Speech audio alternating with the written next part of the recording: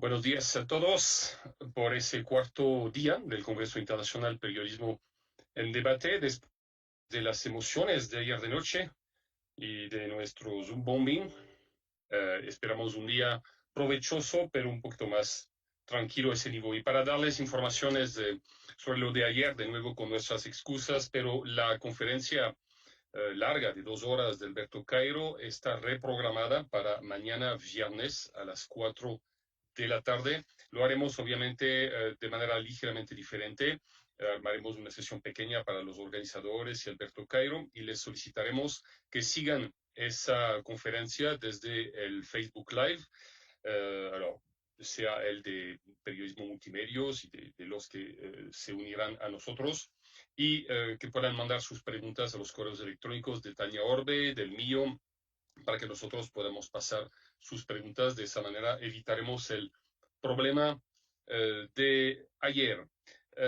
Hoy vamos a hablar de un poco los cambios en el periodismo ecuatoriano en pandemia y les vamos a presentar los primeros resultados del Observatorio Interuniversitario de Medios, el OIME, de los resultados de investigación en el marco de nuestro proyecto de desinformación en tiempos de COVID-19. Este es un proyecto que ya se está llevando a cabo desde varios meses con el Departamento de Periodismo de la USFQ, la Universidad UTE, el portal web nativo Código Vidrio y el diario El Universo. Nuestra asistente Alison Herrera, que nos acompaña desde el Departamento de Protocolo de la Universidad UTE, les va a presentar los invitados.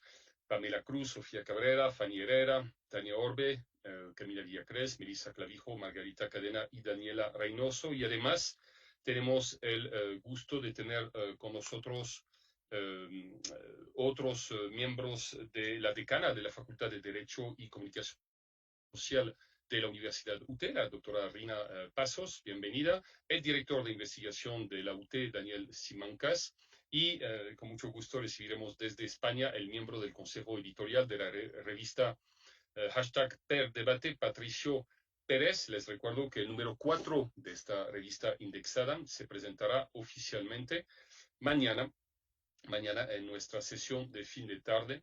Entonces no se lo pierda. Por el momento, Alison Herrera con ustedes para presentarnos los invitados de hoy.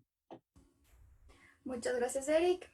Buenos días con todos los asistentes. Vamos a dar inicio a la cuarta jornada de la 10ª edición del Congreso Internacional PerDebate, Periodismo en tiempos de pandemia, transformación, reinvención, resiliencia y adaptación para la sostenibilidad de la profesión en el futuro. El día de hoy presentaremos al Observatorio Interuniversitario de Medios Ecuatorianos, OIME. Este espacio ha sido desarrollado entre la Universidad San Francisco de Quito y Universidad UTE en el marco del proyecto Desinformación en tiempos de COVID-19, diseño de estrategias de investigación periodística y verificación de datos en Ecuador. Vamos a dar inicio presentando a los integrantes de OIME. Damos la bienvenida a Pamela Cruz, docente UTE. Ella es periodista, docente universitaria de programas ecuatorianos de pregrado y posgrado, investigadora de la comunicación. Actualmente se encuentra cursando el doctorado del programa de comunicación audiovisual de la Universidad de Málaga. Desde 2009, como parte del Centro Internacional de Estudios Superiores de Comunicación para América Latina, CIESPAL, se involucró en la investigación de la comunicación, siendo sus líneas de interés estudios de recepción y audiencias, televisión abierta, migración y comunicación. Es coautora y autora de varios libros. Damos la bienvenida a Sofía Cabrera, docente UTE. Es comunicadora por naturaleza y de ciencia por conciencia. Docente universitaria en la carrera de periodismo de la Universidad UTE y cofundadora y coordinadora de CUNA, Comunidad de Divulgadores del Conocimiento Científico y Ancestral del Ecuador. Es candidata a doctorado de Lógica y Filosofía de la Ciencia por la Universidad de Salamanca, máster en Estudios Sociales de la Ciencia y la Tecnología igualmente por la Universidad de Salamanca y comunicadora social por la Universidad Central del Ecuador. Damos la bienvenida a Fanny Herrera, docente UTE. Ella es docente investigadora, medio tiempo de la Facultad de Derecho y Ciencias Sociales, docente invitada en la especialización superior en Educación y Nuevas Tecnologías de la Información y Comunicación en la Universidad Andina Simón Bolívar, miembro del Grupo de Investigación, Diversidad, Inclusión y Convivencias, doctorando en Comunicación Social por la Universidad de La Plata, magíster en Estudios de la Cultura por la Universidad Andina Simón Bolívar, especialista en Periodismo en la Universidad de La Plata, Comunicación y Género y licenciada en Comunicación para el Desarrollo en la Universidad Politécnica Salesiana. Continuamos con Tania Orbe, docente de la Universidad San Francisco de Quito, corresponsal de noticias en Ecuador para la Red Inglesa de Ciencia y Desarrollo, SciDev.net. Colabora con las revistas digitales Plan B y latinoamericascience.org. Tiene diploma y maestría en Comunicación Pública de la Ciencia y la Tecnología. Ha trabajado como redactora de investigación, noticias de salud, sociedad y economía en el diario Expreso y la revista Vanguardia en Ecuador. De esta última, participó de su creación en el 2005. Ganó el primer hackathon de periodismo científico en México, con el proyecto regional de turismo científico Explora Conciencia, en colaboración con 4 periodistas de Chile, Colombia y México. Continuamos con Camila Villacrés, investigadora. Ella es periodista apasionada y optimista empedernida, licenciada en Periodismo Multimedios por la Universidad San Francisco de Quito. Ha colaborado en diversos medios como La Hora, Plan B, GK y Radio Pichincha. Realizó sus pasantías en el programa de opinión Políticamente Correcto de Coavisa y en la revista Aula Magna. Actualmente se desempeña como Community Manager del programa Políticamente Correcto. Le interesa investigar temas políticos, sociales, deportivos y de comunidad. Es asistente de investigación del Grupo de Desinformación y Prácticas Periodísticas. Damos la bienvenida a Melissa Clavijo, investigadora.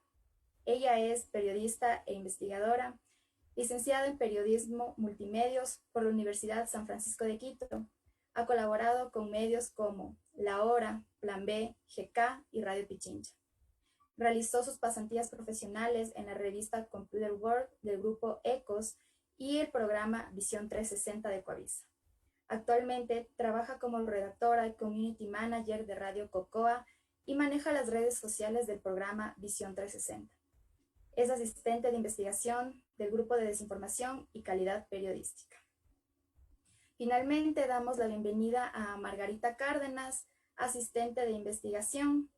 Ella es licenciada en Periodismo por la Universidad UTE, tiene 3 años de experiencia en asistencia de investigación, ha sido asistente de coordinación de proyectos en el ex Foro de Periodistas de Ecuador, como el impulso de la investigación académica en temas de periodismo y libertad de expresión. Fue oyente de investigación del Observatorio Iberoamericano de la Ficción Televisiva, capítulo Ecuador en el año 2017. Es asistente de investigación del Grupo de Desinformación y Opinión Pública. Para concluir, es importante decirles que en esta actividad su participación es importante, por ello les animamos a utilizar el espacio de chat de Zoom, al igual que escribir sus comentarios en las cuentas de Facebook que transmiten cada jornada del PER Debate 2020. Antes de compartirles un video, les invito a responder a la pregunta: ¿cómo ha cambiado la cobertura informativa en pandemia? Este interrogante tiene relación con la temática de esta actividad, así que queremos leer sus comentarios. Vamos entonces con el video con el cual se da inicio a la presentación de hoy.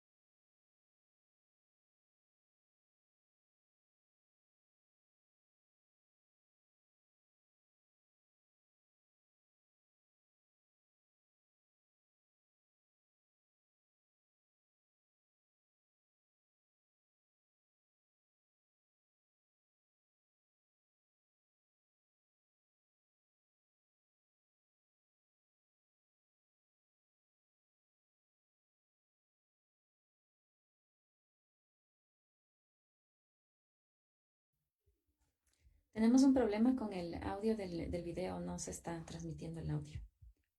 Yo tampoco escucho.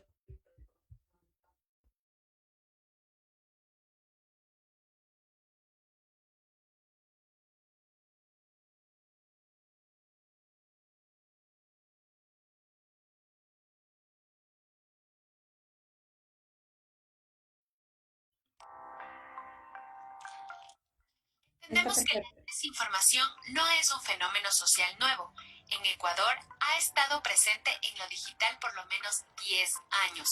Sin embargo, lo desinformativo tomó fuerza con la oleada de noticias falsas por las manifestaciones de octubre de 2019 y creció en la actual crisis sanitaria por el COVID-19. En este escenario nace el Observatorio Interuniversitario de Medios Ecuatorianos, OIME, que está comprometido en contribuir con la lucha en contra de las denominadas fake news desde la academia. El OIME fomenta el trabajo colaborativo alrededor del estudio sistemático de la producción mediática nacional para contribuir en la formación de audiencias críticas y una cultura de verificación en base al periodismo científico, de datos y de soluciones. La importancia de este observatorio radica en el análisis de los temas monitoreados. Por eso, nuestro grupo especializado de investigadoras se ha dividido en 4 grandes fuentes de estudio sobre la producción informativa. Desinformación y opinión pública para verificar discursos y agendas en las piezas desinformativas e informativas. En este equipo se encuentra Pamela J. Cruz y Margarita Cárdenas. Desinformación y prácticas periodísticas, relacionándose con el cambio de forma y fondo en las redacciones por Tania Orbe y Camila Villacrés. Desinformación e información desde la calidad periodística, manejo de fuentes y divulgación científica. Este análisis está a cargo de Sofía Cabrera y Melissa Clavijo. Y por último, desinformación desde las prácticas ciudadanas habituales, como los consumos en redes sociales, su interactividad desde el enfoque de género, por Fanny Herrera.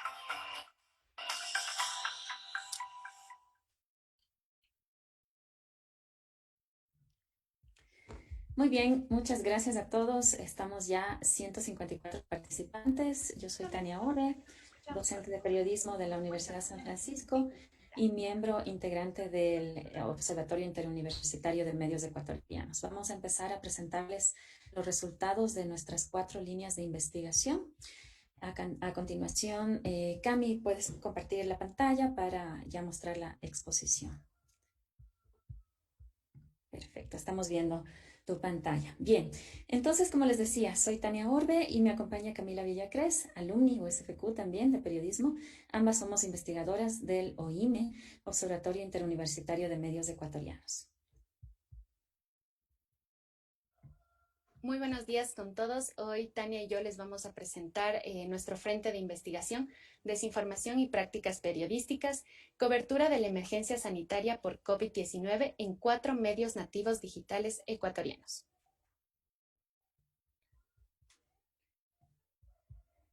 Este trabajo tiene como objetivo analizar el cambio a las condiciones laborales de los periodistas y comprobar cómo la calidad cumple un rol vital para el ejercicio periodístico en medio de situaciones de crisis, ya que se magnifica la necesidad de la población de recibir información veraz y contrastada. Para este propósito, monitoreamos a 4 medios nativos digitales y se realizaron entrevistas a profundidad a periodistas científicos para evidenciar su transformación laboral. Estos son Plan B, La Barra Espaciadora, GK y La Posta. Los 4 tienen nichos y especialidades diferentes. Plan B se dedica al periodismo de investigación, La Barra Espaciadora al periodismo narrativo, GK al periodismo enfocado a los derechos humanos. Y La Posta se define a sí mismo como la manera sexy de contar las noticias. Ustedes se preguntarán, ¿en dónde convergen todos estos diferentes medios? Bueno, pues lo hacen en la cobertura de la enfermedad que ha azotado el mundo, la pandemia de COVID-19. Antes de comenzar, quisiéramos informarles sobre la situación actual del coronavirus en Ecuador. Según el último informe del Ministerio de Salud Pública, el país reporta 176.630 contagios de COVID-19. Además, se registra un total de 12.920 fallecidos. Esto en el corte del 11 de noviembre del 2020. Sin embargo, nuestra investigación tomó como referencia el primer trimestre de la emergencia sanitaria en el país. Tomamos como punto de partida el 29 de febrero, día en el que se presentó el primer caso confirmado en el país, hasta el 31 de mayo, fecha referencial sobre el brote mortal que vivió la provincia del Guayas. Como recordarán, nos dejó imágenes dolorosas como la que estamos observando ahorita en la pantalla, muertos en las aceras y miles de familias destruidas. Así es, Camila, pero ¿cómo los periodistas lograron equilibrar su seguridad, su salud y la necesidad de informar? Bueno, a partir de la declaración del estado de emergencia el 12 de marzo del 2020 y la imposición del confinamiento obligatorio, todos los profesionales tuvieron que adaptar su trabajo a una manera telemática, afianzando así el ciberperiodismo. Pero eso no es nada nuevo. Esta rama del periodismo está presente en el país por lo menos 20 años. Sí, Tania, pero lo interesante es que ahora los periodistas tuvieron que adaptarse a la reportería asistida por computador, el mecanismo que se define como el acto de usar una computadora para recolectar o analizar la información que necesita para una investigación o reportería periodística. Por eso, el ciberperiodismo se afianzó y los cibermedios multiplicaron sus audiencias. Además, la sed de información por la pandemia de coronavirus brindó la visibilidad del periodismo científico. Esto debido a que muchos periodistas que se dedicaban a esta rama tuvieron protagonismo en sus redacciones y muchos periodistas generalistas empezaron a cubrir ciencia. También debemos tomar en cuenta que en la actualidad cualquier usuario de Internet y redes sociales puede generar contenido en segundos, pero pocos pueden contextualizar ese contenido y verificarlo. Esa es la gran misión del ciberperiodista.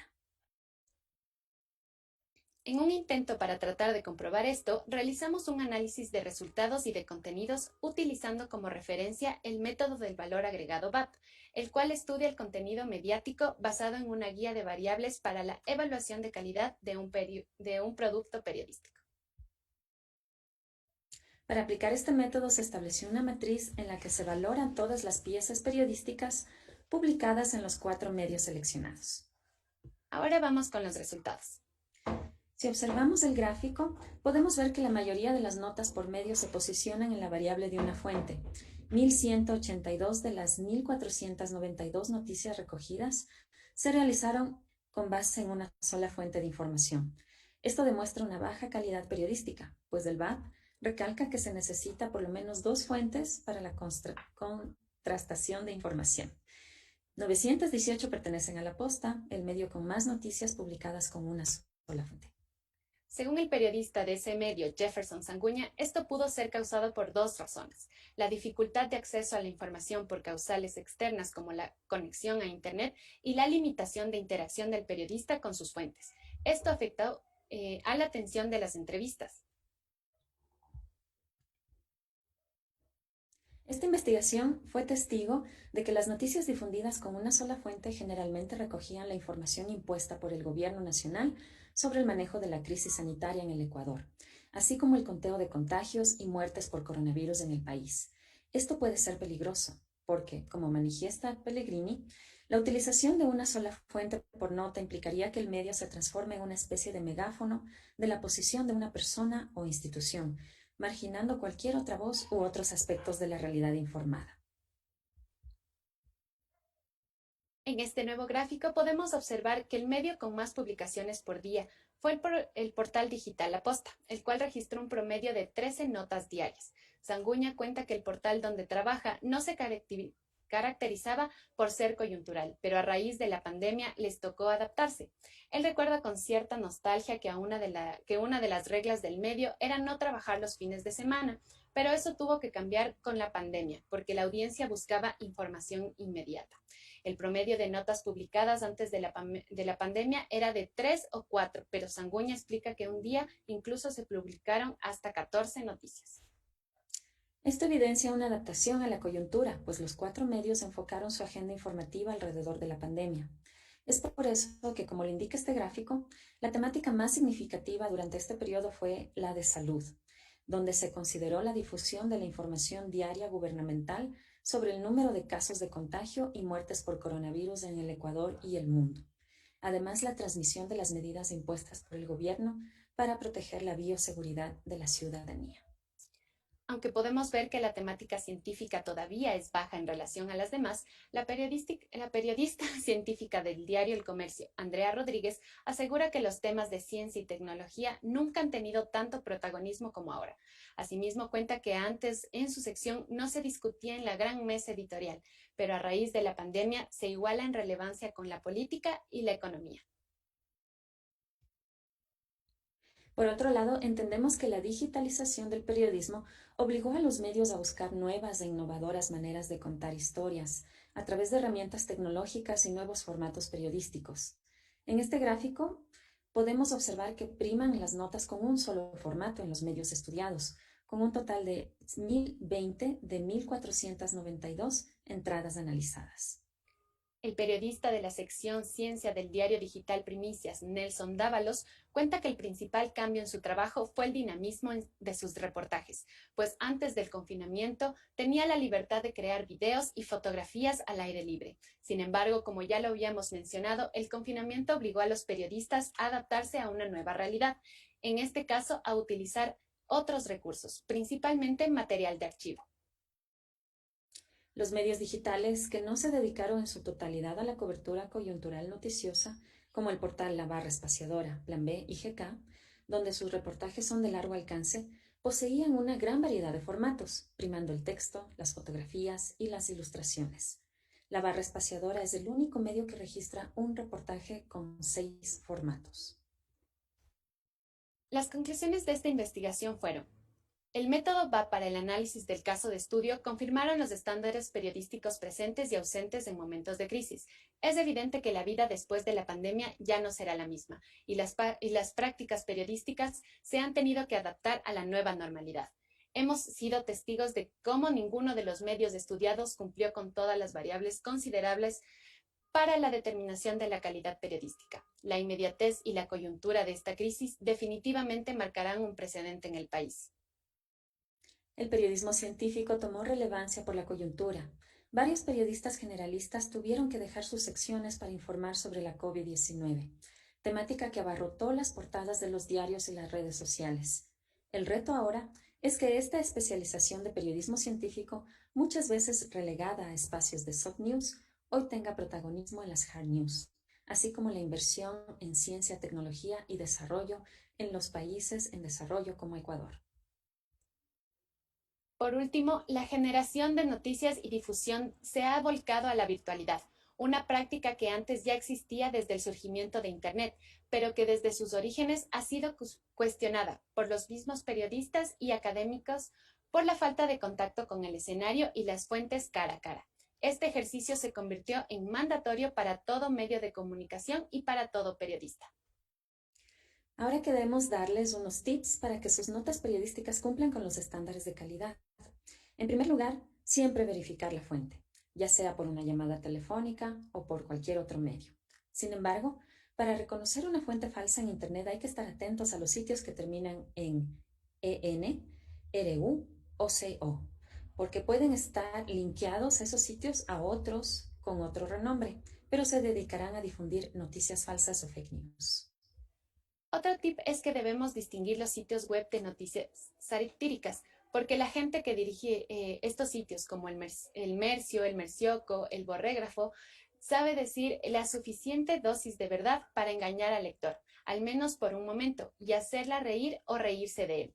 Recuerden, una noticia falsa toca los límites de la realidad, pero no demasiado. Por último, tengan cuidado con la inmediatez. El afán de los medios de comunicación por obtener noticias de última hora hace que a veces las primeras historias no sean siempre las más precisas. Y de esta manera cerramos nuestra presentación y les invito a responder la pregunta de inicio. Y muchos de ustedes ya hacen periodismo, incluso si están estudiando lo están haciendo. ¿Cómo ha cambiado la cobertura informativa en pandemia? ¿Sí? ¿Cómo se sienten ustedes ahora tras estos cambios, tras 8 meses de pandemia? A veces creemos que los periodistas siempre debemos estar en la primera línea de la cobertura, pero tenemos también nuestros propios problemas de confinamiento, la familia, el teletrabajo en aumento. Cuéntenos en el chat, ¿sí? ¿Cuáles son sus sensaciones? cómo ha cambiado su cobertura, cómo ha cambiado su trabajo, cómo se sienten tras 8 meses de pandemia. Muchas gracias a todos por su atención. Ahí tienen la página web del OIME y vamos a continuar con la siguiente presentación.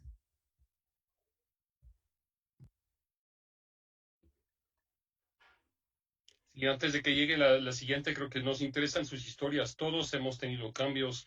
Yo, a mi calidad de corresponsal extranjero, por ejemplo, los meses de enero y febrero fueron muy bajos a nivel de trabajo. Marzo, abril, de nuevo muy elevado cuando la crisis estalló en Guayaquil. Fue muy difícil o casi imposible vender notas hablando de otra cosa que no sea la COVID-19 hasta por lo menos mayo, junio, cuando recién se empezó a sentir un cierto cansancio, ¿no?, de los medios internacionales y un cierto deseo de hablar de otra cosa.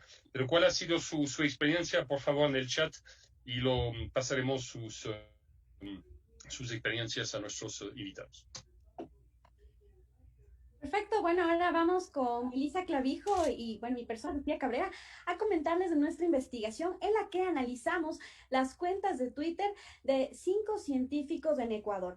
Básicamente nosotros identificamos en esta investigación que el Twitter se convirtió durante la pandemia en un medio alternativo en el cual, en este caso, nuestro grupo objetivo de estudio, 3 científicos y 2 científicas de Ecuador, lo utilizaron para poder crear comunidad y poder hablar sobre el tema de la pandemia, específicamente para algunas cosas. Entonces nosotros lo hemos denominado científicos tweetstars aquí en esta presentación, pero en el paper, que ustedes lo podrán revisar ya luego el día de mañana en el documento de Perdebate, van a analizar básicamente los discursos científicos en Twitter, o sea, utilizando Twitter como una fuente de divulgación.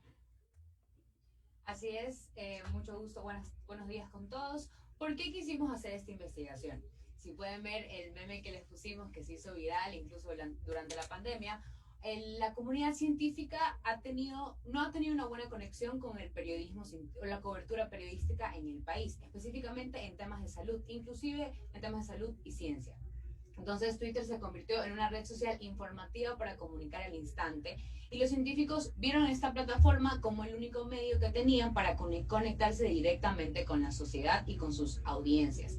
Estos científicos tuvieron un incremento activo en estas redes, inclusive crearon comunidades y se convirtieron en influencers, de cierta manera, con un gran número de seguidores.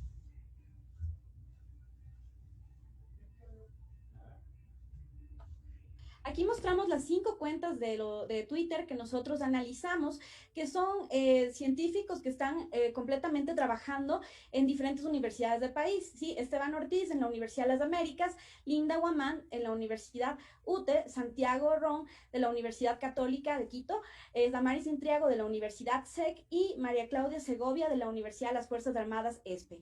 Los habíamos seleccionado básicamente en esta primera etapa de nuestro análisis porque, como mencionaba Melissa, se convirtieron en un puente súper importante para compartir información en este espacio. Y luego nos damos cuenta que a partir de esta influencia que lograron tener en las redes sociales, muchas científicas y científicos se incursionaron con más fuerza en esta red social. Es decir, los identificamos como en este caso voceros dentro del proceso de opinión pública que se genera en esta red social. Pues bien, ¿por qué los escogimos a ellos? Como Sofi dijo, ellos tuvieron una alta presencia en esta red social durante el primer mes de la pandemia. Incluso se convirtieron en voceros para medios nacionales e internacionales. Ya las personas no solamente estaban considerando ver las noticias, ni tan solamente tomarla como fuente al gobierno, como fuente oficial, sino que también estaban recurriendo a estos científicos como fuente de información. Asimismo, ellos tenían una publicación constante de contenidos relacionados a la pandemia. Ellos, desde su trinchera, desde sus especialidades, publicaban informes, traducían incluso papers relacionados al coronavirus y compartían información con su audiencia.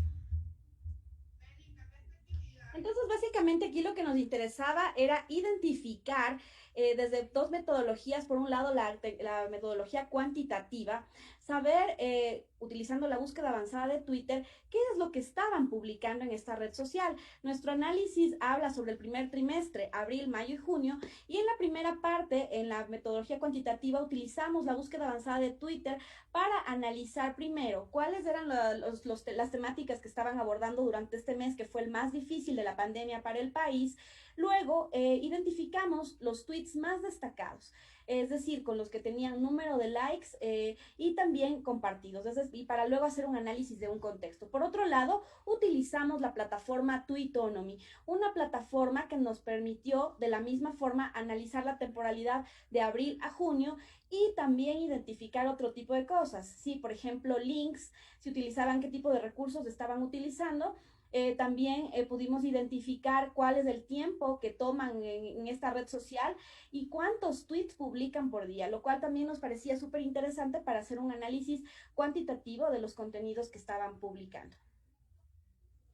Asimismo, se tomó en cuenta el alcance de sus publicaciones, el número de retweets y likes. Todo esto lo hicimos con el propósito de poder entrevistar a los científicos, pero primero queremos hacer un análisis de contenido, que queremos entender qué estaban compartiendo datos, estaban compartiendo opinión, fotos, videos, utilizaban o no utilizaban los hashtags referentes al coronavirus. ¿Por qué? Es que en ese tiempo queremos entender por qué se hubieron tanto de seguidores, por qué era tan necesaria esta información. Asimismo, hicimos un análisis lingüístico del tweet con mayor likes y retweets. Queremos entender cuál era el contexto de este tweet, cómo se comunicaban con su público, qué tipo de vocabulario utilizaban, porque si bien sabemos, el vocabulario científico no suele ser utilizado en la mayoría, ¿no? Como todos los mortales, y los periodistas nos tenemos que adaptar también para saberlo comunicar mejor. Y luego también, como parte de esta herramienta cualitativa, les entrevistamos.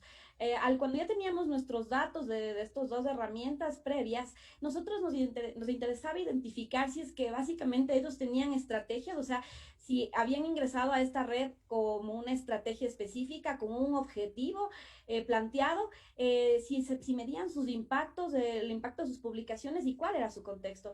Y básicamente lo que nos mencionaban las cinco personas, los 5 usuarios que habíamos analizado, es que no, al contrario, o sea, ingresaron en este espacio, en esta red social, muchos ya tenían como un bagaje de comunidad consolidada, con diferentes audiencias, que por eso incluso los fuimos seleccionando, pero luego nos decían que identificaron en este espacio la necesidad de poder fortalecer el discurso científico, también desmitificar muchas de las cuestiones que se estaban hablando desde fuentes oficiales y también compartir información necesaria, referente en medio de la incertidumbre que estábamos viviendo y que básicamente en este caso la ciudadanía se volcaba a esta red social para encontrar respuestas.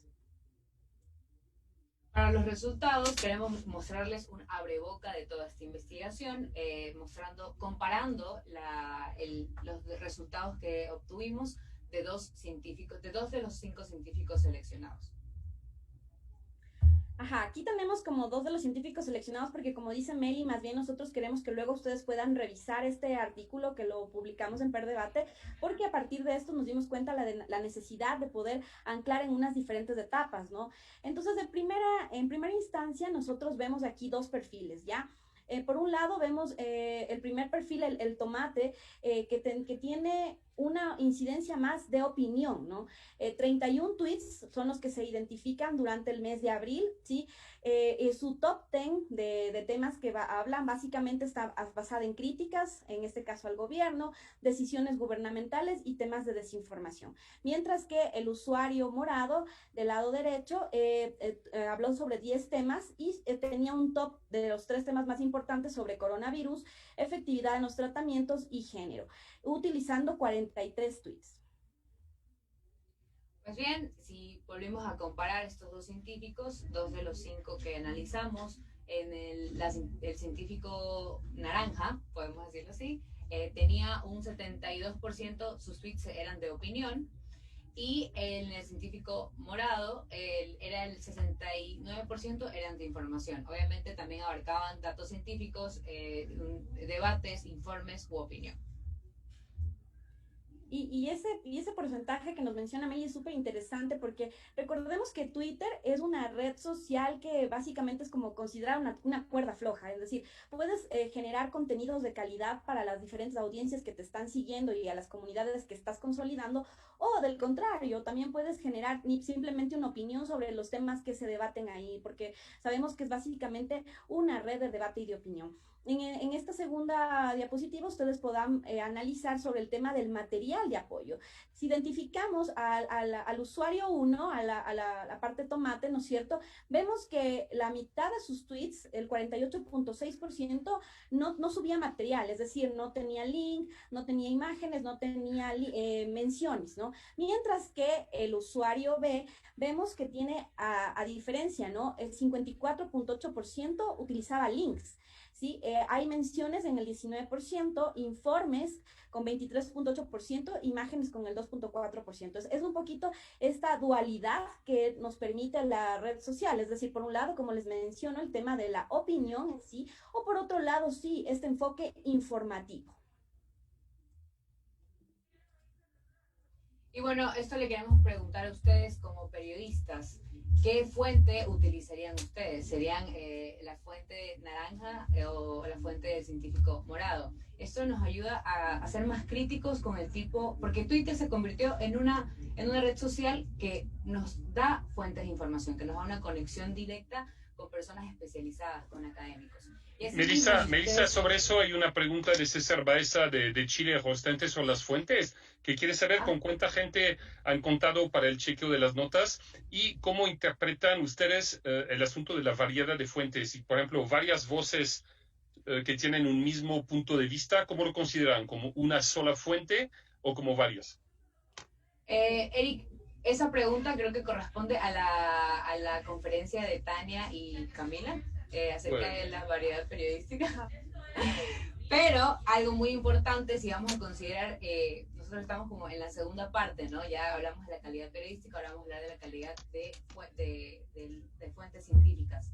Entonces yo les llevo a ustedes preguntarse qué tipo de fuentes utilizarían. Y segundo, si ustedes son parte de la comunidad académica y quieren unirse a la divulgación científica por medio de esta red social, hay que considerar los puntos que vamos a mencionar. César, entonces un poquito más de paciencia, se te responderá en pocos minutos. Así es. Me parece que para no pasar el hilo, porque los comentarios están siguiendo, voy a responder rápidamente a César. Gracias por tu pregunta.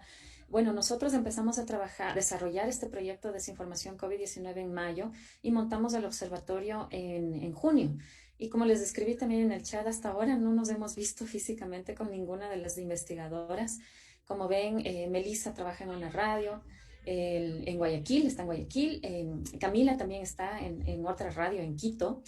Y bueno, cada una de nosotros como docentes investigadoras estamos en nuestra oficina casa y bueno, lo que hicimos al inicio fue fijar una temporalidad, 3 meses en el caso para investigar las noticias publicadas, las notas publicadas por los medios, 3 meses del inicio de la pandemia y definir también medios digitales, los que mencionamos, GK, La Posta, Plan B y la barra espaciadora, solo los medios digitales, ¿ok?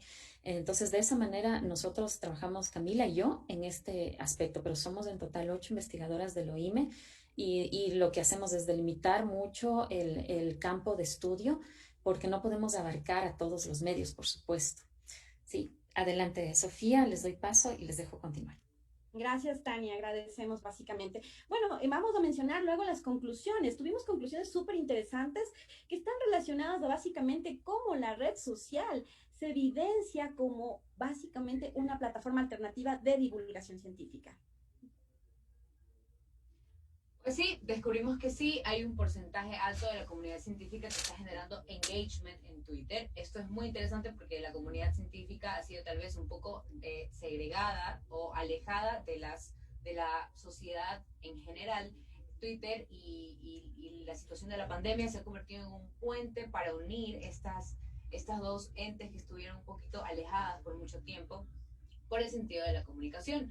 Los investigadores utilizan un lenguaje específico, didáctico, inclusive hasta humorístico para comunicar las cosas. Utilizaron memes, GIFs, hilos de Twitter explicando datos, informes para llegar a sus audiencias. Y también se ha fortalecido la credibilidad de los científicos y científicas aquí en el Ecuador. Siento que por el motivo de la pandemia, actualmente ellos tienen que referirse, tienen que volverse nuestras fuentes principales, y nosotros como periodistas identificar las especialidades de cada uno de ellos y a qué tipo de fuentes debemos recurrir. Ya no recaer en errores, como por ejemplo a pensar que un científico va a hablar de todos los temas, que fue algo que ellos recalcaban en las entrevistas. Decían que lo que no les incomodaba más era cuando les pedían entrevistas a ellos de temas de inmunología, pero ellos no eran inmunólogos, por ejemplo. Entonces ellos mismos han creado una comunidad para compartir, incluso que si ellos no son la fuente ideal, decirle al periodista, no, tienes que entrevistar a esta otra persona. Y por otro lado, también nos damos cuenta de que hay un interés de los actores de la comunidad científica en Ecuador para poder encontrar en esta red social, como decíamos, un puente para la divulgación científica. Eso es súper importante y es interesante, un dato interesante que incluso lo hemos identificado a nivel regional. Vemos que a nivel, por ejemplo, en Colombia hay otra epidemióloga, Zulma, por ejemplo, que trabaja muy bien ya los temas de redes sociales y Twitter. Y esto permite anclar como un reconocimiento social de las publicaciones científicas, ¿no? Y es interesante evidenciar que en este caso, estos 5 usuarios que analizamos de la comunidad científica de Ecuador toman ya este interés para fortalecer sus investigaciones en esta red social. Por otro lado, nos damos cuenta que también los discursos científicos ya están manejados en un lenguaje divulgativo, y eso genera de la misma forma un alto impacto en la comunidad de Twitter, ¿no? Es interesante evidenciar como, por ejemplo, en este caso podemos ver tweets o cuentas de Twitter de artistas, de actores, de autoridades, que en este caso fueron ligándose con estas cuentas de Twitter y dándoles fuerza a la comunidad científica. Y por otro lado, también vemos que los actores de la comunidad científica luego identifican esta red social para convertirse en sus propios medios, ¿no? Hay que identificar que, como decía Marshall McLuhan, el medio del mensaje, pues básicamente identificamos en esta investigación que el Twitter es una buena herramienta para la divulgación científica, y la comunidad científica de Ecuador lo está notando. Ahora, en una segunda etapa que estamos haciendo esta investigación en el siguiente trimestre de la pandemia, queremos evidenciar nuevos usuarios de la comunidad científica de Ecuador que también están teniendo una alta trascendencia en este espacio mediático. Así es, Sofi, y bueno, también vale acotar que por la cantidad de información que se compartió, los científicos tuvieron que tomar las riendas por sus manos, las riendas del asunto por sus manos. Como vimos en la exposición anterior, fue un golpe muy duro para la práctica periodística, en la que hay muchas cosas que mejorar. Entonces los científicos crearon sus propias plataformas. Al final nos dimos cuenta que, Sofi, por favor. Hay un análisis de contenido, bueno, lo que les mencionaba al principio, ¿no? Que se evidencia que es una cuerda floja. Por un lado, vamos a encontrar, sí, perfiles de usuarios de la comunidad científica que van a enfocarse en hacer un activismo, sí, porque básicamente es un activismo dentro de la información, es decir, compartir información en un lenguaje sencillo, dirigido para la comunidad que está buscando respuestas. Pero por otro lado, también vemos que hay esta dualidad por la opinión, es decir, la comunidad científica está en estos espacios, pero quizás no está explotando también, ¿no?, su participación en estos espacios, y solo se queda netamente en este debate y en esta opinión que también nos genera esta red social. Pues básicamente esas son nuestras conclusiones, y les invitamos luego a que el día de mañana puedan leer el estudio completo en el documento de Per Debate. Así es, para cerrar queremos compartirles unos OIME tips, cómo ser una buena fuente en Twitter. En primer lugar, tienes que definir una especialización en tu biografía. No necesariamente si quieres ser una fuente de ciencia, depende de lo que quieras hacer. Esto también nos sirve a los periodistas para identificar buenas fuentes. No es bueno el anonimato. Es importante que digas quién eres y qué es lo que sabes y de dónde viene tu conocimiento, sobre todo en temas de ciencia y salud. En segundo lugar, es ideal que crees o selecciones un hashtag sobre el tema que vas a tuitear o el tema que vas a tratar ese día en tu contenido. Así tus seguidores van a poder acceder fácilmente a todo lo que hayas publicado antes y van a poder verificar tu información con otras cuentas. Y en tercer lugar, utiliza material de apoyo como links, fotos, informes. Red social es una red que funciona, es una plataforma que funciona muy bien para difundir, pero también le da mucho paso a la desinformación si es que nuestro contenido no tiene un contexto. Y no tiene que ser necesariamente informes, si lo suyo es ser humorísticos y compartir memes, GIFs, háganlo también. Muchísimas gracias. Y al final, ¿tienen alguna pregunta? Ya que estamos hablando de Twitter, les invitamos a que puedan utilizar el hashtag Hoy Me Responde para que puedan también hacernos alguna pregunta y luego también entrar al debate en este espacio. Gracias.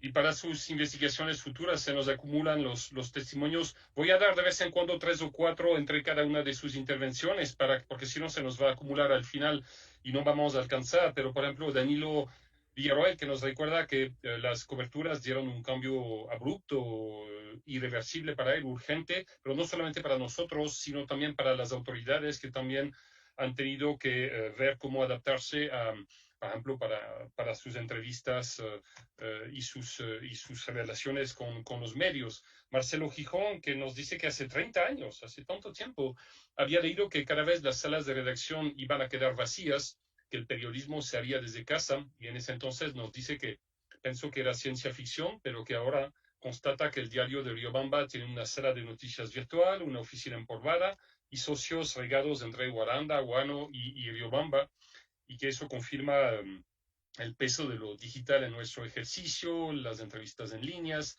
la necesidad de desarrollar sus habilidades en nuclear, en informática, pero también extrañando siempre la cobertura en la calle.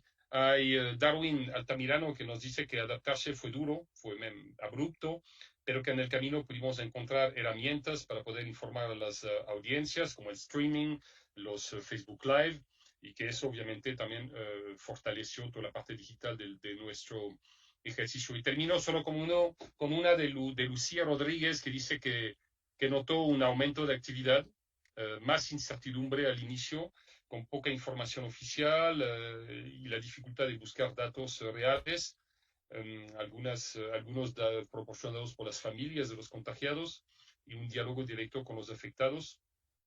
Y por eso la necesidad de buscar más información en redes que antes, porque frente a, si lo entiendo bien lo que nos dice Lucía, que frente a la falta a veces de información oficial confirmada, había necesidad de ir a las redes para escuchar los testimonios a veces de los familiares. Hay mucho más testimonios que se van acumulando. Muchísimas gracias. Eso tendrá mucho material para sus investigaciones futuras. Les dejo esos 4 y voy acumulando más en un ratito más.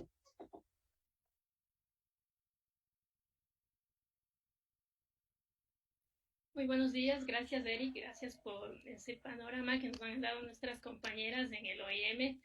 Quiero mencionar que el OIM también viene a ser un espacio de sororidad y de contención para todas las que conformamos este espacio académico. También tenemos nuestros compañeros que hacen mucho apoyo, pero creo que es importante saludar y reconocer que este espacio, además de ser un espacio académico, ha sido un espacio de vitalización y de reencuentro a través de la academia y de las reflexiones que nos han permitido ir solventando nuestras reflexiones académicas, pero también nuestras prácticas y desarrollos individuales que en medio de la pandemia han sido sumamente complejos para todos y todas.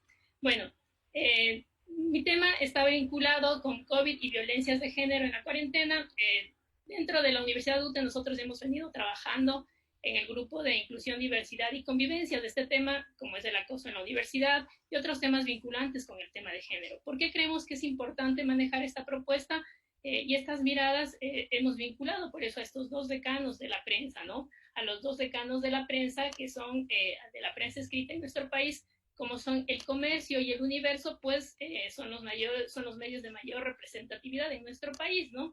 Y en este sentido, nosotros partimos con unos cuestionamientos, ¿no? En el tema de la crisis sanitaria, porque sabemos que el tema se tornó totalmente álgido, que han crecido las denuncias, que han crecido las llamadas de auxilio, que pues tenemos cifras que lo demuestran, y pues por eso creemos y nos parece importante y que estas preguntas, estos 5 detonantes que nosotros estamos lanzando en este momento, son importantes, pues que también como lo han hecho con los otros grupos, si ustedes ven, estas preguntas también pueden ser respondidas en el chat.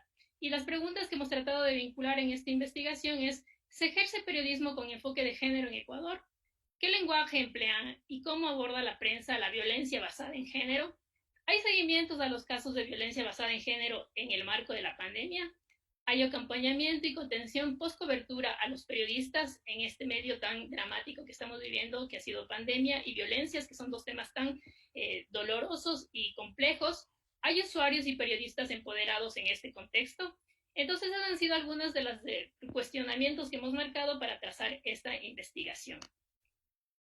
Para este sentido, como ustedes han visto, es un estudio comparativo entre los dos grandes decanos de la prensa escrita, El Universo en la costa, litoral, y El Comercio en la sierra, ¿no? Siendo los medios con mayor representatividad y que han ejercido siempre, pues, el proceso de ingerir, de tener injerencia en el posicionamiento de la política pública y en el debate ciudadano, ¿no?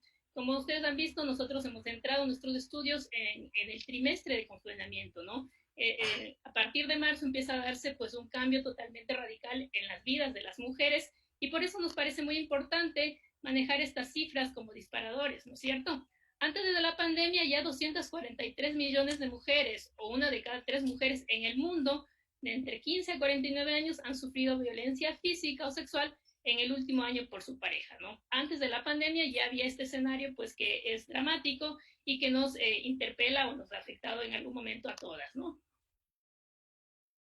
Y la pandemia a nivel global viene a marcar pues, un escenario que pone en evidencia una reducción de ingresos, condiciones de vida limitadas, ¿no? En todos los aspectos sociales, culturales, económicos, políticos. En este proceso también vemos que hay unas restricciones de acceder al sistema de salud, al sistema legal. Hay aislamiento específicamente con los maltratadores, ¿no? Entonces eso también pone en evidencia otros escenarios pues, que se viven por primera vez un proceso de encierro, de confinamiento tan largo y que pues hay ese aislamiento con los maltratadores, ¿no? Hay limitación de la movilidad, espacios públicos desocupados, brechas tecnológicas, ¿no? ¿Cómo hago las llamadas de auxilio si no tengo internet, si no tengo un smartphone, si no hay las instancias públicas para acceder a espacios de justicia, ¿no? El acoso sexual y otras violencias se incrementan en internet, ¿no es cierto? Hay otro tipo de violencia tecnológica. Las mujeres no cuentan con información para denunciar y para contar con redes de apoyo y los recursos estatales destinados a violencia basada en género se han recortado y destinado a la COVID. Es decir, como vemos, la LOIB, la Ley Orgánica Integral contra las Violencias en el Ecuador, no contó con casi nada de recursos este año. Entonces, ¿cómo trabajamos el tema de violencia si no tenemos fondos y recursos administrativos para poder judicializar las causas, ¿no? Entonces, en este proceso es importante entender el rol que han tenido pues, los medios institucionales y ver cómo en el Ecuador específicamente, según ONU Mujeres, el 64% de mujeres han sufrido algún tipo de violencia en género en este contexto pandémico, ¿no? 30% al interior de sus hogares, 43% el perpetrador es la pareja y si el perpetrador está en desempleo, hay 28% más de opciones de sufrir violencia, ¿no? 62 mujeres víctimas de femicidio de 16 de marzo al 1 de octubre, según el portal Geografía Crítica y CEDU. Entonces nos deja ver cómo el escenario es tan dramático y cómo las cifras nos permiten entender que es un tema que se debe trabajar y se debe exteriorizar y ponerlo en el debate público, ¿no? Partimos de una hipótesis, pues, que la violencia vende, ¿no? Por ello puede haber siempre un tratamiento y cierta revictimización, estigmatización y criminalización de estos temas, ¿no? Por eso, pues, hemos tratado de vincular y entender cómo los medios han ido trabajando y abordando de estas temáticas, ¿no? Nosotros hemos trabajado con la metodología del análisis crítico de discurso, en particular, pues, con lo que trabaja Theo van Dijk y que propone que hay un carácter estructural para analizar las noticias y que nos interesa entender el proceso de producción, el proceso de circulación y reproducción de la información, entendiendo esa distribución jerárquica, cómo se da el agendamiento, ¿no? Cómo se genera un posicionamiento ideológico en los medios y cómo este priming y framing permite que estos temas se vuelvan, como había dicho ya Tania, temas soft news o temas hard news, ¿no? Entonces vemos que estos temas blandos están todavía en un proceso de irse ingresando en la agenda mediática. No son temas estructurales, no son temas duros, ¿no? Y bueno, hemos trabajado con esas 9 segmentaciones de la información para hacer este análisis y pues en lo vinculado con nuestros resultados, hemos encontrado pues que lastimosamente solo hemos tenido 27 noticias sobre violencia de género en los 3 meses, ¿no? El comercio con 63%, el universo con 37%. Los portales digitales como Guayaquil, como GK, como La Posta, como Guambrese, han trabajado con muchísima más fuerza estos temas, ¿no? Entonces, ahí nos toca dimensionar también que hay un ciberperiodismo que está dándole muchísima más importancia a estos temas, ¿no? Sí se tratan en la prensa tradicional, pero no con esa efervescencia y con ese dinamismo que se quisiera tratar en estos medios, ¿no? Y sabemos que son los decanos de la prensa los que pueden generar e interpelar a la opinión pública y al poder fáctico. Entonces creemos que es necesario dimensionar que no ha habido una gran cantidad de notas y que también solo se ha trabajado mayormente con formatos tradicionales, la nota y la noticia, y que pues no se pone rostro a la violencia de género, sino se utiliza, por ejemplo, el perfil, el testimonio, el reportaje, la entrevista, y pues esos géneros no están presentes en este tratamiento, ¿no? Por otro lado, pues en el tema de actores institucionales, pues hemos mencionado, como habían también trabajado nuestras compañeras en el análisis, pues el ECU 911, Policía Nacional, Fiscalía y Defensoría del Pueblo, son los que realmente van a poner en evidencia el tratamiento de estas temáticas, ¿no? ¿Qué nos da como referencia? Que hay un carácter de judicializar a estas noticias, ¿no? Entonces se aborda este carácter desde la mirada pública, viéndole que nos puede poner en tensión dos escenarios, ¿no? Es bueno que se lo mire desde esta mirada, desde esta perspectiva, porque al tener actores públicos, al gobierno nacional, se responsabiliza a estas instituciones, entonces se judicializa el tema y se puede hablar desde justicia y derechos, ¿no? Entonces ese es un aspecto muy importante de cómo va cambiando el proceso de abordar estas noticias, pero también nos deja de lado que pues también puede ser abordado desde la crónica y cuando se habla desde esta perspectiva, se deja de lado también o se marginaliza a otras voces, ¿no es cierto? En los actores institucionales, las fundaciones, las organizaciones vinculadas con cooperación internacional, con organizaciones feministas, las propias mujeres, pues en esta mirada de darle mayor visibilidad a los actores institucionales como a la policía, como a todo el sector público, del sector de judicialización y del sistema legal, deja de lado a otros actoras y actoras que pueden ser las que realmente se ven afectadas por este sistema, ¿no? Entonces sigue habiendo una preeminencia de ponerle en este espacio al proceso como un tema público, lo cual es muy importante, pero también hay que poner en entredicho que no se visibiliza a otros actores institucionales, a otros espacios como la academia, como las feministas, como los especialistas en derechos, y esos son actores que no se visibilizan en estos análisis, ¿no?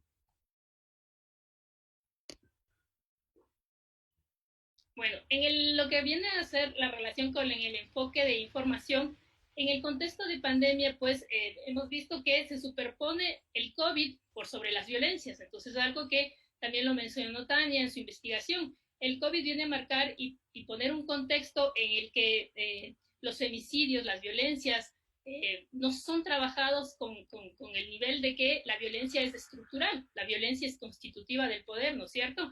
Entonces, en ese escenario, pues, se trabaja mucho como situar en el enfoque de información con titulares o con tratamientos vinculados con violencia intrafamiliar, violencia doméstica. Y eso que nos hace ver que se traslada la violencia al asunto privado. Entonces, la violencia es un tema estructural que debe ser trabajado desde una mirada mucho más estructural y mucho más abierta, ¿no? Entonces, la violencia debe ponerse rostro y no revictimizar. También ese es un proceso que se da muchísimo en el tratamiento de la información, ¿no?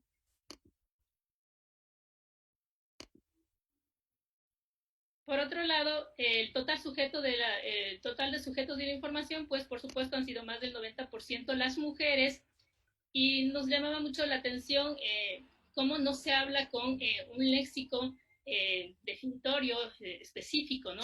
Atacadas hasta morir, por ejemplo, en los titulares, en donde no se dice femicidio, no se aborda las figuras o violencia sexual. Muchísimo se utiliza violencia doméstica, violencia intrafamiliar, cuando ese es un equívoco, ¿no? Existe violencia psicológica, patrimonial, ginecobstétrica, violencia física, sexual, pero pues de esta forma que es un tanto ambigua, hace que se sitúe nuevamente lo que quiero reafirmar, posicionar al tema de las violencias como un tema privado y no como un tema estructural que afecta a toda la sociedad, ¿no?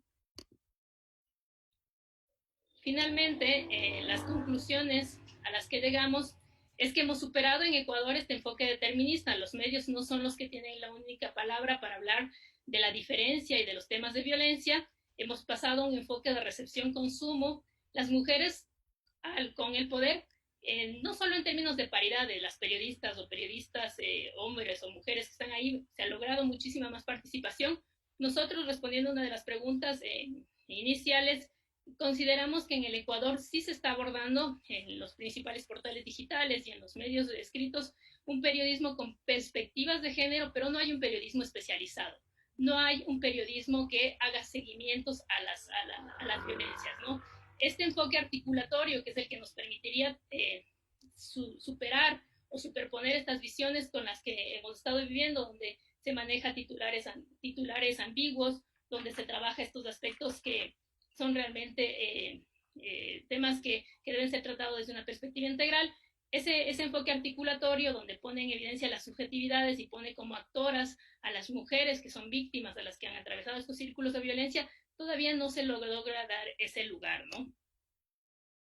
Y finalmente, pues, medios, violencia contra las mujeres y tecnologías sitúa un escenario que hay que poner en evidencia las brechas tecnológicas, como este proceso de disciplinamiento también tecnológico nos acaece a que las mujeres se vean mucho más enfrentadas a un proceso de exclusión y que pues los medios tienen que buscar un periodismo comprometido, un periodismo de acción, un periodismo que pueda llegar en estos contextos de telepantallas a otros sitios, ¿no? Porque el poder y la catalización que tienen los medios para ser formadores de opinión pública debe llegar a este proceso, ¿no?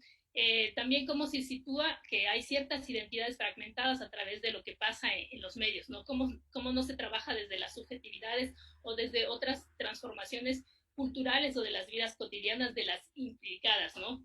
La incidencia en la agenda mediática y de género, ¿no?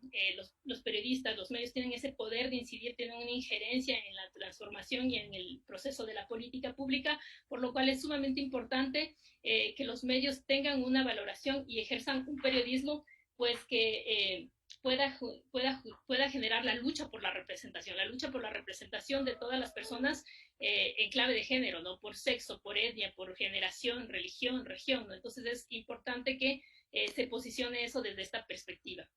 Y bueno, ha habido, esto ya se ha hablado, los fuentes, los sujetos de la información, pues las mujeres, ¿faltan mujeres o falta perspectiva de género? Es una de las preguntas que se ha planteado, ¿no? Eso es importante ir viendo cuáles han sido los sujetos de información. Los sujetos de información mayormente en estos temas de violencia, pues vienen a ser las instituciones, los varones, pero no las propias víctimas, ¿no? Hay mucha simplificación, sensacionalismo, estereotipos de género que refuerzan mucho este sistema pues sexista, un poco machista y patriarcal en que nos desenvolvemos, y pues aquí está la responsabilidad y compromiso de los medios en tratar de evidenciar estos aspectos, ¿no?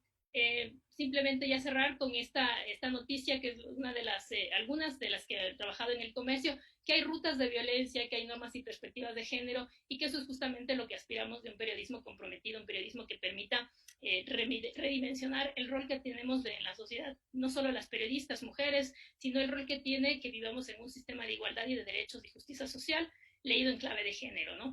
Bueno, para cerrar, simplemente quería leerles una frase de Gotham, que es una de las autoras fundacionales en torno al periodismo de género, y que dice: la transversalidad de género en el periodismo consiste en la consideración y evaluación del impacto para mujeres y hombres de los temas políticos y sociales que son objeto de cobertura. Ello implica tomar en cuenta que hay diferencias en las necesidades y realidades de ambos sexos. El objetivo de la transversalidad en el periodismo es evitar discriminaciones y oponerse a las desigualdades existentes, aprovechar el poder que tienen las y los periodistas para promover la igualdad de género. Muy buen día, muchísimas gracias. Bueno, tenemos una consulta de Carlos Macías, que quisiera saber cuáles son las razones técnicas para analizar medios masivos como El Universo y El Comercio, cuando hay medios de mucha penetración provincial que administran también este tipo de información con enfoques diferentes? Eso es una pregunta de Carlos. Sí, justamente, Carlos, mucho gusto. La razón metodológica es por el nivel de representatividad, como hemos dicho, son los decanos de la prensa, y en ese sentido nosotros hemos considerado, pues, nuestros estudios tienen varias fases. Nosotros estamos analizando en esta primera instancia esta entrada que tienen tanto el comercio y el universo como un estudio comparativo en un trimestre, pero nosotros damos consecución de aquí al análisis de observatorios, de medios digitales y de otros medios que son medios alternativos. Entonces hemos querido iniciar con esta entrada porque sabemos que justamente los medios o los decanos de la prensa pues tienen una representatividad y nos interesaba empezar con esa mirada de estos medios tradicionales de prensa escrita, pero nuestros estudios van a tener una consecución. Nosotros aspiramos, el proyecto OIM termina en enero de este 2021, esta primera fase, y para esta primera fase vamos a seguir con otro tipo de investigación, que es analizar observatorios vinculados con temas de género, y también analizar portales y medios alternativos que sí manejan una perspectiva de derechos, una perspectiva de comunicación alternativa, un periodismo de acción y un periodismo comprometido, ¿no? Entonces sí se contempla en fases tratar y abordar estos procesos desde miradas procesuales y desde miradas contextuales, ¿no? Entonces no nos vamos a reducir únicamente a la prensa escrita o a los grandes decanos de la prensa, sino que también vamos a ir abordando otras perspectivas y otros medios. Y nos siguen llegando los testimonios, o sea, son tantos que se va a tener que escoger, pero de vez en cuando algunos, María González, no sé si es María o Daniela González, nuestra alumni que está en Galápagos, que nos dice que el mayor problema ha sido el Internet. Todo el mundo sabe que en el archipiélago la calidad de Internet no es buena y que a partir de las 4 de la tarde, nos dice María, ya cualquier reunión Zoom se cae y que por lo tanto tuvo que buscar nuevas formas y horarios para poder trabajar. Dice que de vez en cuando tenía que trabajar a las 3 o 4 de la madrugada para poder tener un Internet decente. Rosana Ayabaca de Latitud No Violenta, que si no la conocen es una emisión de la radio de la Casa de la Cultura que busca disminuir los niveles de violencia, que dice que hubo un reto técnico para pasar la cabina a la casa, pero después también la ventaja de multiplicar la variedad de fuentes, el acceso ¿no? en particular a fuentes que antes quizás no se hubieran buscado. Tenemos a la vez preocupaciones sobre lo que implica la reportería de David Chávez, que dice, ok, tenemos que seguir reporteando en la calle, pero obviamente con los riesgos de contagio. Vicky Vargas, que es nuestra estudiante que estudia y mismo trabaja, que ella dice que cuidándose bien, salió casi cada día, pero que cuidándose bien, con buenas medidas de bioseguridad, dice que a ella no le pasó nada. Y terminaremos con María José Zavala, que nota la entrada más fuerte que antes de los medios tradicionales en el ámbito digital por su alcance para buscar audiencias más jóvenes, pero también el riesgo de exponernos a la desinformación. Aquí hay algunos, siguen mandando, tratar de vez en cuando de hacer un resumen de un poco de sus experiencias. No sé si alcanzaré a darles todos, pero de todas maneras estarán disponibles en el chat para los futuros estudios de la UIME. Gracias, Eric, por tus comentarios. Gracias a los participantes. Gracias por conectarse a esta actividad. Junto a mi colega Pamela J. Cruz presentaremos los resultados de uno de los discursos, el político, de la investigación Doble Pandemia en Ecuador, COVID-19 y Desinformación en Múltiples Discursos. Antes de eso, les pido que en el enlace web de la aplicación mentimental.com, a la que pueden ingresar desde cualquier dispositivo con el código de la diapositiva, escriban hasta 3 palabras que han escuchado que las autoridades de su país o su ciudad dijeron o han dicho en este tiempo de crisis sanitaria mundial. Con sus aportes construiremos una nube de palabras en tiempo real y veremos si esas palabras corresponden a lo que tuvimos en nuestra investigación. En este momento voy a copiar el enlace y el código en el chat para que realicen la actividad.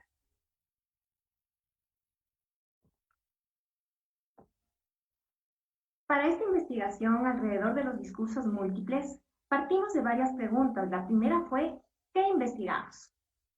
La desinformación como un fenómeno social en crecimiento en el marco de 2 crisis, la política de octubre de 2019 y de forma especial la sanitaria de la pandemia, por lo que consideramos que nuestro país está viviendo un virus doble, el del COVID-19 y lo desinformativo. En Ecuador, la desinformación fue ubicada hace 10 años atrás como un trastorno de la información que se lo relacionó directamente con las llamadas fake news, según algunos artículos académicos.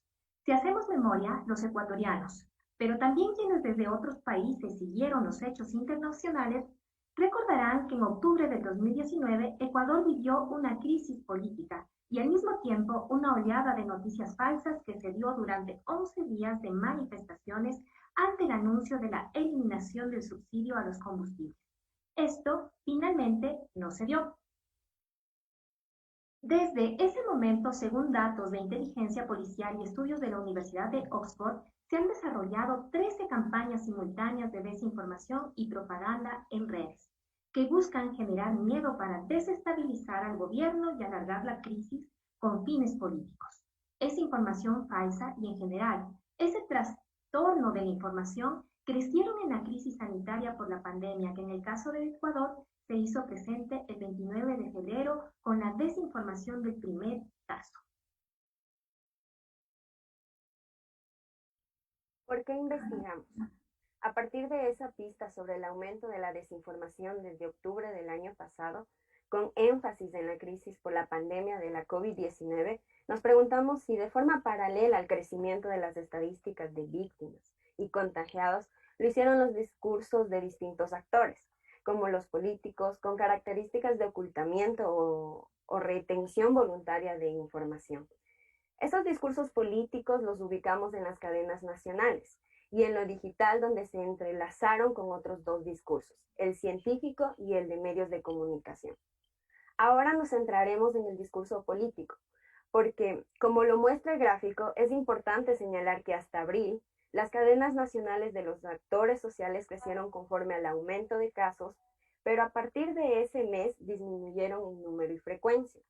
Esa reducción del discurso de los actores sociales se dio en semanas en las cuales aumentaron drásticamente los contagios. Pero no solo bajaron los discursos, sino que estos se caracterizaron por representaciones desinformativas, sin sustento técnico y científico, contribuyendo a un escenario complejo de información y desinformación dentro y fuera de lo digital en Ecuador. En nuestro país hay 1.192 medios de comunicación y 44 de ellos son digitales, mientras el 92.3% de la población tiene acceso móvil a las redes sociales, es decir, recibimos mucha información que puede ser comprobada o no. ¿En qué temporalidad investigamos?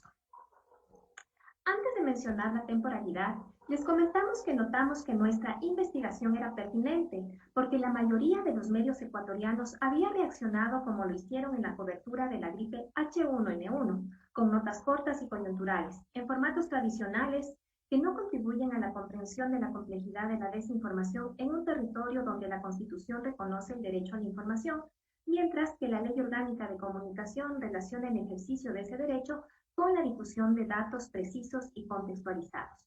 Por ello, quisimos sumar a la academia el trabajo hecho por medios de investigación periodística, como Código Video y la Unidad de Investigación del Universo, que son socios de este proyecto, desde donde se han revelado que los ataques de noticias falsas en la pandemia fueron protagonizados por militantes y trolls afines al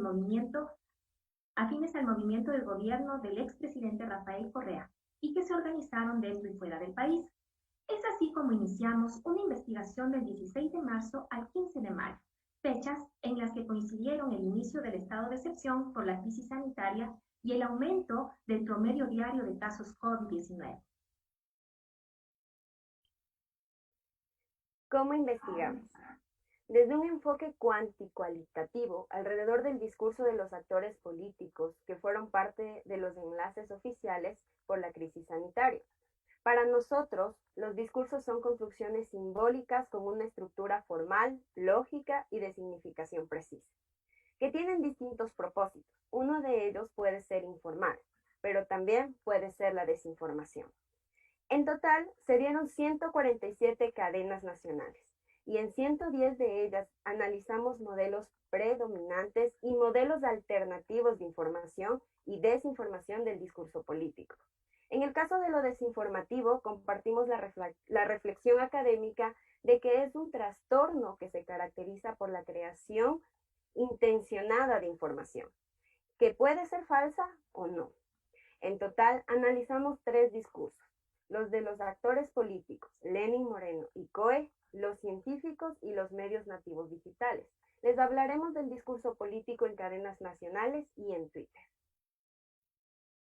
La parte investigativa incluyó dos fases, el preanálisis y el análisis. En el preanálisis seleccionamos 110 de las 147 cadenas nacionales que se dieron entre el 16 de marzo y el 15 de mayo. En esas intervenciones oficiales del presidente de la República y miembros del Comité de Operaciones Especiales, identificamos 13 temas generados por 27 políticos. Finalmente, elegimos 5 temas y 5 actores políticos por el criterio de frecuencia. Las temáticas y los agentes representaron un primer contacto con el discurso político, alrededor del cual se reflexionó sobre su construcción de sentidos que se fueron tejiendo en el Twitter y en general en Internet, en los cuales se hicieron presentes los otros discursos. Para Twitter seleccionamos 5 cuentas de agentes políticos por el número de seguidores y mensajes relacionados con la pandemia. Con el corpus definido, nuestro objetivo de investigación partió de la siguiente pregunta. Al analizar el discurso alrededor de la COVID-19, se puede identificar representaciones no informativas sobre la pandemia que son construidas por los agentes políticos y que se tejen en Internet con otras construcciones simbólicas no informativas de científicos y medios, configurando una doble pandemia. En la etapa de análisis se codifican las cadenas nacionales y los tweets para obtener datos cuantitativos y cualitativos. Hubo apoyo en entrevistas en profundidad de 2 agentes políticos, la ministra de Gobierno María Paula Romo y el presidente del Consejo Directivo del IES, Jorge Watt. Bueno, ¿y cuáles fueron nuestros hallazgos? Primero, al discurso político de las cadenas nacionales lo localizamos en un modelo predominante al que llamamos desinformación y difusión control. En las 110 cadenas nacionales seleccionadas, ubicamos las siguientes representaciones no informativas. Diapositivas con, discurso político entre desinformación y difusión y control. Encontramos que había una analogía de la COVID-19 con una guerra a la que hay que terminar de raíz, que sirvió para explicar la restricción de ingreso, movilidad interna y control por parte de la policía y Fuerzas Armadas, mientras los médicos se convirtieron en esos héroes de primera línea. Se construyó la imagen de un gobierno que toma decisiones fuertes para evitar el contagio masivo y de los ecuatorianos como ciudadanos con el deber de no contagiarse y no contagiar. El modelo predominante fue de difusión de la información, es decir, personas de áreas no relacionadas con la salud se refirieron sobre la pandemia y en sus intervenciones hubo poca presencia de evidencias científicas.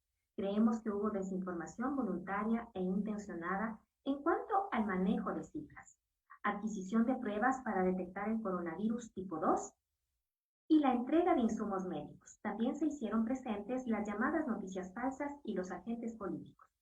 Las rechazaron por su descontextualización e interés político, pero no responsabilizaron a alguien. En el discurso político en Twitter, en cambio, hubo nuevos actores, quienes publicaron 1.764 tweets.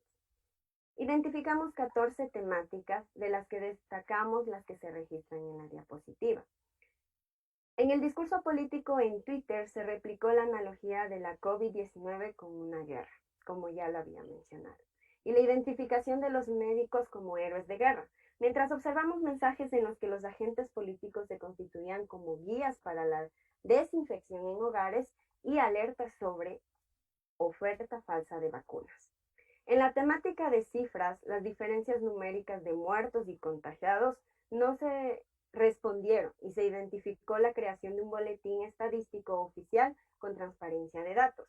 En cuanto a desinformación, los agentes políticos se construyeron como esas fuentes para contrarrestar las fake news, pero al mismo tiempo se hicieron eco de mensajes con criterios políticos sobre actos de corrupción del gobierno anterior. Fueron nuestros hallazgos. A partir de esa información concluimos que la pandemia de la COVID ha modificado la dinámica de los países por su expansión e impactos. En lo comunicacional, su presencia ha generado información masiva y simultánea, pero también desinformación. Dentro de esa distorsión de la información, identificamos la construcción de sentidos intencionados de múltiples actores, quienes han complejizado la comprensión sobre el origen, evolución, virulencia y potencial del virus. En cuanto al derecho a la comunicación, podemos decir que la lectura de la tecnología como potenciadora del derecho a la libertad de expresión nos lleva a plantearnos que hay una presencia mayor de la dimensión personal en redes sociales por parte de agentes políticos, quienes, no obstante, configuraron el discurso oficial de la pandemia alrededor del cual se fueron tejiendo los otros discursos, que ya han mencionado también las otras colegas de el OIME. Tanto en cadenas nacionales como en Twitter, el discurso oficial no tuvo sustento científico, por lo que respondió a un modelo de difusión en el que predominó la idea de control. Estos resultados nos llevan a proponernos OIME Tips. La preparación es primordial. Muchos de los hechos a cubrir son inciertos y muchas personas hablan y escriben sobre ellos. Haz la diferencia. De la preparación a la identificación de las fuentes pertinentes. Identifica fuentes, en especial aquellas que tienen datos útiles para el tema y la información a la ciudadanía. Tercer tip, anímate a darle seguimiento a un tema. Aunque el hecho a cubrir sea incierto, no lo dejes como parte de la coyuntura como tendencia del día. Si hay pistas, introdúcelo en una agenda temática y opta por otros formatos, como reportajes, crónicas, informes periodísticos. Un cuarto tip, recuerda que los actores sociales son personas quienes tienen información, pero también opiniones. Esto es importante al momento en el que los periodistas replicamos lo que una autoridad dice en sus cuentas de redes sociales. Como hemos visto en el Twitter, hay más posturas personales que informativas. Filtremos esas publicaciones para luchar contra la desinformación o las representaciones no informativas. Con estas exposiciones del equipo investigador del OIME, hemos querido darles a conocer uno de los aspectos en los cuales nosotros estamos trabajando, que es la producción de conocimiento. Sin embargo, nosotros tenemos otras áreas en las que también estamos trabajando, productos periodísticos en formatos alternativos, y también nos encantaría muchísimo hacer una invitación a todas las universidades, a los centros de investigación que se quieran sumar a este trabajo del Observatorio Interuniversitario de Medios Ecuatorianos. Lo pueden hacer y mis practicantes, estudiantes que están en el OIME, que han sido de gran apoyo, Martín y Jos, nos van a decir justamente cuáles son los canales de comunicación por medio de los cuales ustedes pueden entrar en contacto con nosotros. De manera adicional, queremos pedirles en general a todos quienes están conectados que nos pueden ayudar también a llenar una encuesta. Maggie les va a colocar el enlace en el chat y les agradecemos por esa información que nos pueda dar. Y entonces estamos con Martín y con Jos.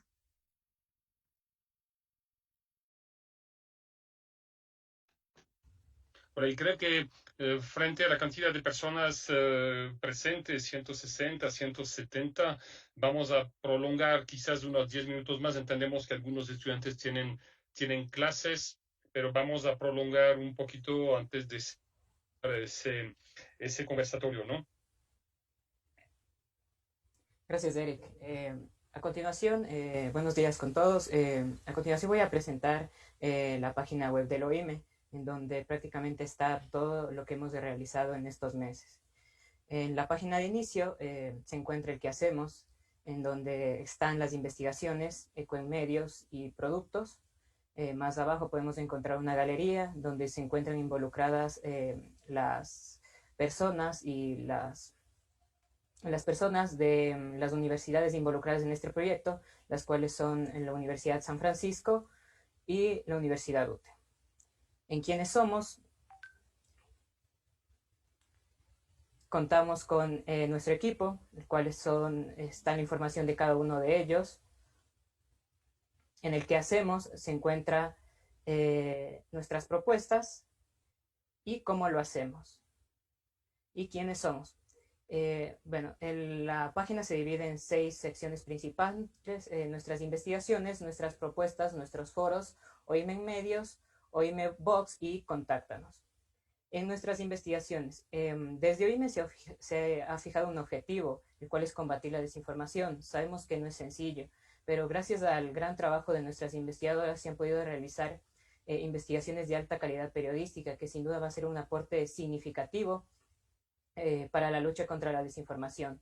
Estas investigaciones ya han sido expuestas por las investigadoras y en estos espacios podemos encontrar los distintos papers que se han realizado para que puedan obtener más información. En nuestras propuestas tenemos una pequeña nota, la cual introduce a los distintos trabajos que han realizado los estudiantes de Universidad UTE y Universidad USFQ. Aquí podemos encontrar podcasts,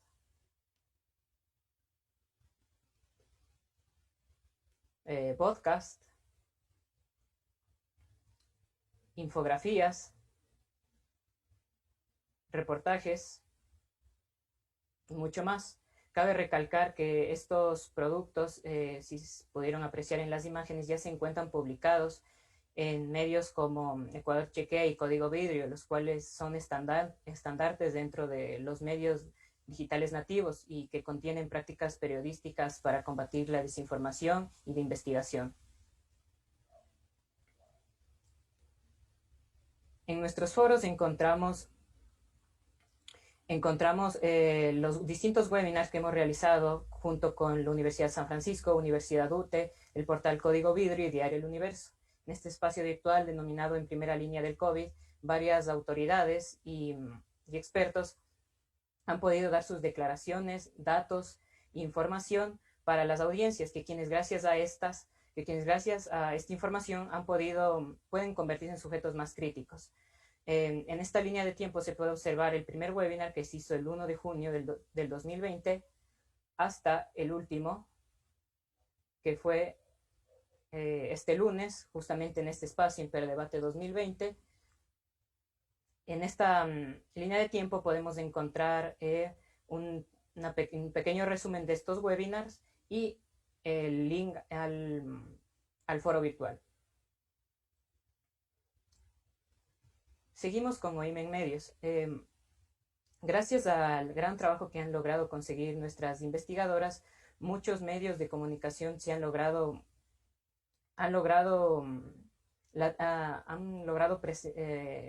hacer su presentación ante ellas. Es por eso que tanto en radio y prensa como en medios digitales, nuestras investigadoras han tomado protagonismo gracias a las investigaciones que han realizado. Aquí podemos encontrar entrevistas realizadas en medios como Primicias, TVN y Radio Única. Aquí vamos a poder encontrar todas las entrevistas que se han realizado y los reportajes también a nuestras investigadoras. Seguimos con OIM Vox.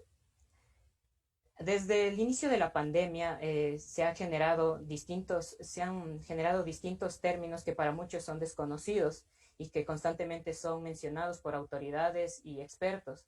Es por esta razón que hemos decidido crear OIM Vox, un espacio en donde puedes encontrar las definiciones y las terminologías de estos términos, los cuales van a servir de mucha ayuda para los distintos productos periodísticos que puedan realizar los periodistas. Aquí podemos encontrar un glosario y también podemos encontrar lo que es OIM Tips, los cuales son tips también para periodistas, en donde se puede encontrar investigación periodista, contexto diagnóstico clínico, entre otros. Finalmente, en contacto, nos puedes contactar, valga la redundancia, colocando tu nombre, correo electrónico y mensaje. Para finalizar, les voy a indicar cómo es el proceso de suscripción a nuestra página. En la página de inicio colocan su correo electrónico. Yo voy a colocar el mío. Y aquí dice, gracias por suscribirte. Eso quiere decir que ya estoy suscrito. Voy a mi correo electrónico a revisar. Va a llegar un mensaje en donde vas a recibir una invitación a nuestro proyecto, el cual les voy a indicar a continuación.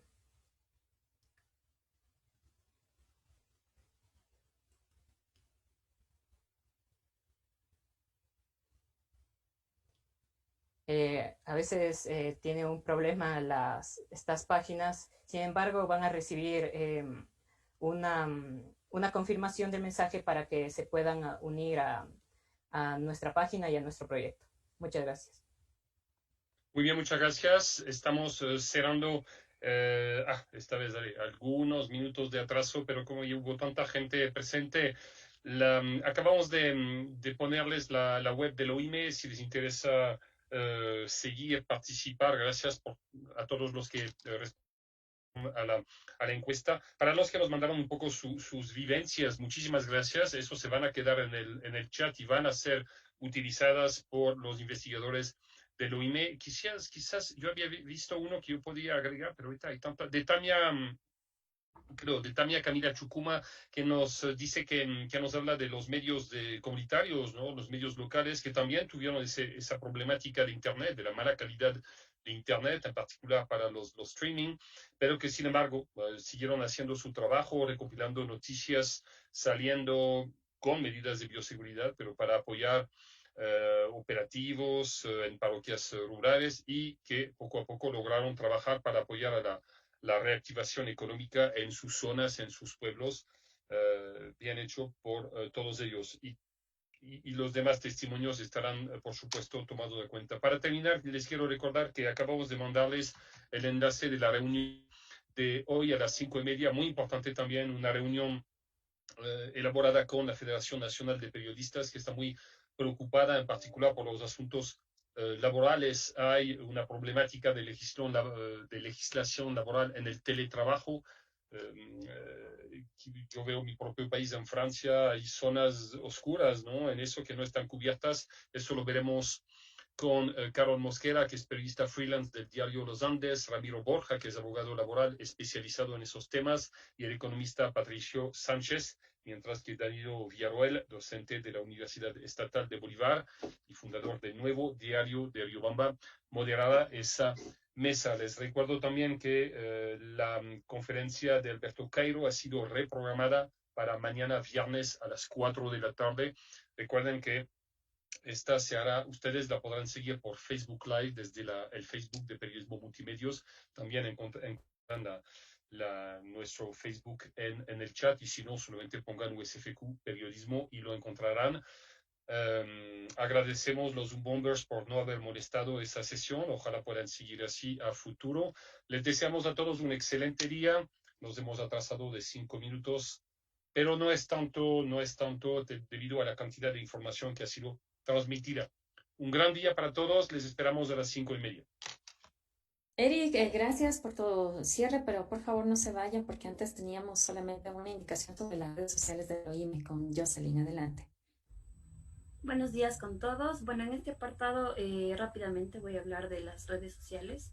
Como todos sabemos, son una potencia digital para tener un alcance masivo de audiencias. Por esta razón, el Observatorio Interuniversitario de Medios Ecuatoriano, liderado por periodistas e investigadoras científicas del Ecuador, ha creado este espacio como lo es en Instagram y en Twitter. La pandemia por coronavirus es una crisis muy importante para nuestra historia. Esta crisis ha afectado a la sanidad, a la sociedad y a la economía del país. A consecuencia de este panorama, la difusión de información, sobre todo en las redes sociales, ha tenido un espacio muy importante, sobre todo en las fake news, no solo en el Ecuador, sino en todo el mundo. Como sabemos, la pandemia por coronavirus pues, ha terminado como ya les he mencionado. Esta nueva normalidad de difusión de información digital ha tenido mayor fuerza en la pandemia. Es por eso que el OIME dispone, aparte de su portal web, las redes sociales. En estas compartimos en primera línea lo que sucede con la desinformación en tiempos de pandemia. Muy bien, ahorita sí creo que ya estamos, me parece, como para despedirnos. Un excelente día para todos y les esperamos para hablar de legislación laboral, de reactivación económica para periodistas independientes, en particular en provincias, esta tarde a partir de las 5:30. Un gran día para todos.